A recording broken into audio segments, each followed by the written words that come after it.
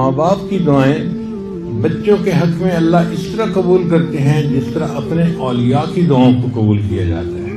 تو ماں جیسی بھی ہو بچوں کے لیے دعا کرتی رہے گا۔ مجھے آج بھی یاد ہے کہ بہت چھوٹی عمر تھی میری، 2 سال 3 سال کی عمر ہوگی۔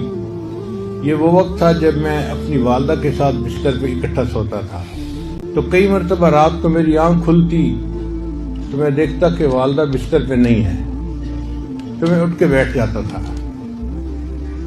جب میں اٹھ کے بیٹھ جاتا تو مجھے اکثر یہ دیکھنے کو ملتا کہ والدہ نے بستر کے سرہانے کی طرف مصلی بچھایا ہوتا تھا اور نفل نماز پڑھ رہی ہوتی، تہجد کی نماز پڑھ رہی ہوتی تھی۔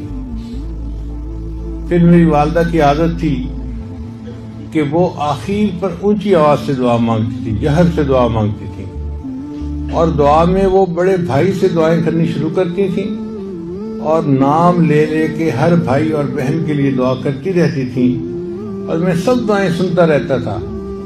مجھے اس زمانے میں اتنی سمجھ نہیں تھی کہ یہ دعائیں ہے کیا، اس کو نیک بنا دے، اس کو یہ کر دے، اس کو وہ کر دے، مجھے نہیں پتا تھا کیا امی مانگ رہی ہے۔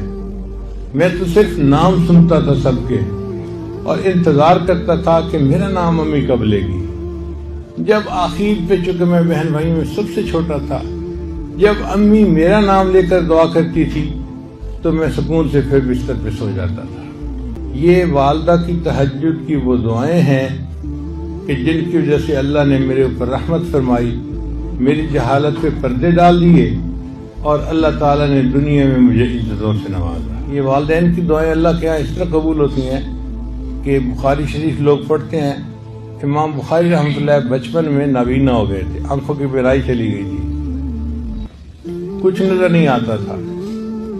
ان کی والدہ نے ان کے لیے رو رو کے اللہ سے دعا مانگی، اللہ نے امام بخاری کو دوبارہ بینائی عطا فرما دی اور اتنے بڑے وہ محدث بن گئے۔ تو ماں کی دعا جنت کی ہوا، اس میں کوئی شک نہیں ہے۔